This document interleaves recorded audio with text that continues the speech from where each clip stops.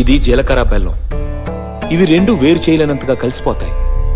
పెళ్లి తర్వాత భార్యాభర్తలు కూడా జీవితాంతం అలా కలిసి ఉండాలని ఇవి తలపై పెట్టిస్తాయి.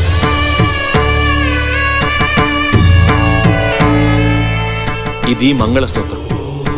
మంగళం అంటే పవిత్రత, సూత్రం అంటే తాడు.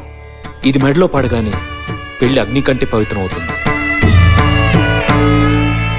పుట్టింటికెళ్తే అత్తారింటిని, అత్తారింటికెళ్తే పుట్టింటిని మర్చిపోకూడదనే 2 బొట్లున్న తాళిని మెడలో కట్టిస్తారు. తలంబ్రాలంటే తలపై నుండి రాలిపడేవి.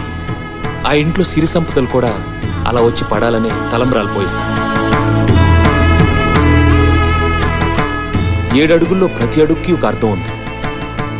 ఒకరి వెంట ఒకరు 7 అడుగులు నడిచి 6వ ప్రాణంగా 5వ తనాన్ని మూటగట్టుకొని 4 దిక్కుల సాక్షిగా 3 ముళ్ల బంధంతో 2 జీవితాలు ఒకటయ్యేదే పెళ్ళంటే.